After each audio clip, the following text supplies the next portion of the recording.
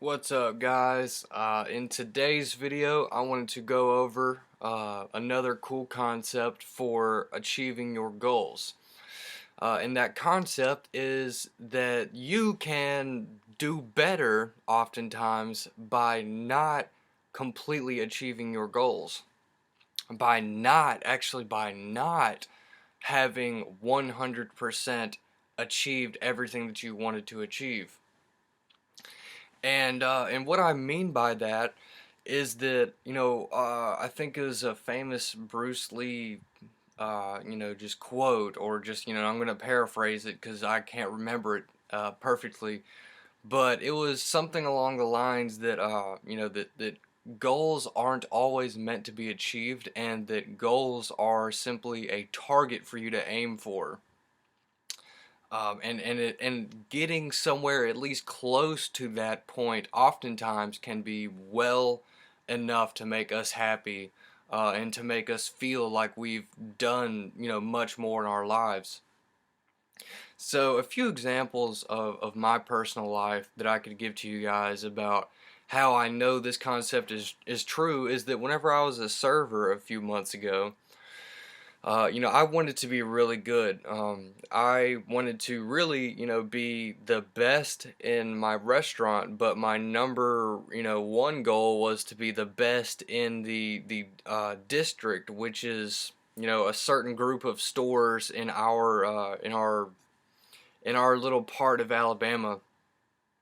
From county to county, there are, a few stores that all really compete, together, and we get to see a sign, every week, of how each individual is doing in each restaurant. And then, every now and then we would have restaurant competitions where all of them would compete, against each other, basically, to see who was the best out of all of the restaurants, and I wanted to be the number one person. So I think, that was my goal. I decided, like, I'm going to do whatever it takes. I'm going to learn from all the people who have been at this restaurant for a long time, much longer than me. I've only been a server for a few months. And so I know that I don't know everything that there is to know about this job, especially, if I want to be the number one person. You don't just luck into being number one. You have to learn that. You have to learn to do what it takes to beat your competition and to do better than them. So I had to learn from all the people that had been in my restaurant for a while.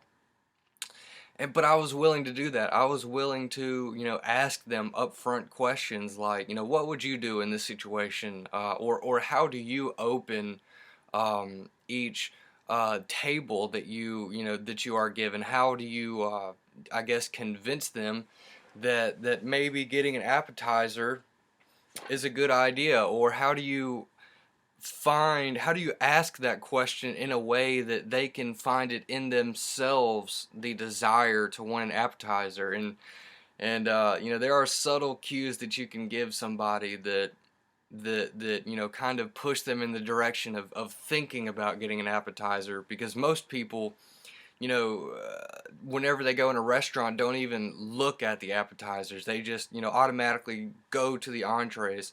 If you suggest an appetizer, whether or not they want it, it at least gets them to think about the other appetizers. In which case, they'll look at the appetizer menu and they'll find something that they usually like, which is, oftentimes not very expensive. And so, boom, there you go. Like, that's an appetizer. And in these competitions, there would be metrics that would be measured, as far as how many appetizers you sold, how many desserts you sold, how much alcohol you sold. How many, in our restaurant, it was lobster tails, because lobster tails are, sort of expensive. So that lobster tails themselves was a metric that was being measured. And so, anyways, like, I did what it took to become really high up, and I was told, hey, we have the huge competition coming up, by my general manager. She said to me, I know that you've been trying really hard. I've seen you, sit in booths with other, servers who work here, asking them questions and trying to get to know them. And I see you taking notes, and I see you really trying to, improve your serving skills. So, I just wanted to give you the heads up that, this competition's coming up, next week. So from day one, just be ready, because, you're going to be competing with, over 100 people, because only the top 100 are going to make this list. But of all the restaurants, there are certainly over 100 servers in all of them in our district. So, I came ready, and I was like, all right, boom, I'm gonna do this. And I did everything that, I needed to do. Like, it was almost like just hilarious, because I would make jokes with the other servers just about how, I bet that I can get, my next 3 tables in a row to buy something extra. I bet I can. And I would end up doing it, and they would get mad, just wondering how I did it. But really, I just was willing to research and do what it took in order to become, a great server like that. And anyways, so the competition ends. We don't really get to know who's in what place until, you know, every um, until every update of the competition is given out. And so at the end of the competition, I think I ended up being in ninth place out of one over 100, or I mean, over a couple hundred servers. Ninth place. And keep in mind, I'm only 20 years old. And one of the highest determining factors that I could see that was measuring, the overall average of how good a server you were, was the amount of alcohol that you sold. Because the biggest sort of metric was how many dollars per customer can you get that customer to spend on average. So of all the customers that you've had, which ones are spending the most money, because that's how we're going to determine who wins this thing. And so really, I was kind of at an unfair, disadvantage from the very beginning, because I had to compete with bartenders who, obviously sell drinks, over and over and over to people. I mean, we have $9, $10 drinks, which I know that's nothing, compared to a lot of restaurants.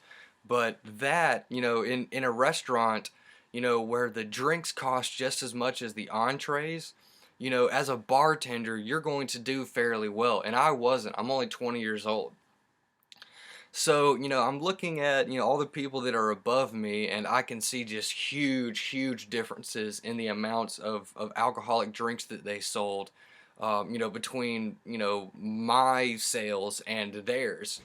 And so, really the people that beat me were people, whose job was, to sell the most expensive thing, and they were giving the greatest amount of opportunities to do that. I, as a server, I wasn't given the best absolute opportunities to sell somebody drinks. I kind of just had to make do with whoever was at the table that I was given. Whereas when people go to a restaurant to get drinks, they oftentimes go to the bar. They don't just go to a table. So anyways, I'm looking at this list, and I'm looking down at it, and I see, nobody else from my store who is above me. So that was kind of cool, because that made me realize that I'm the number one server in my store. And also realizing the fact that there's no one above me from my store also makes me realize that I beat bartenders. That means that I sold more drinks than bartenders did at my restaurant and many other restaurants.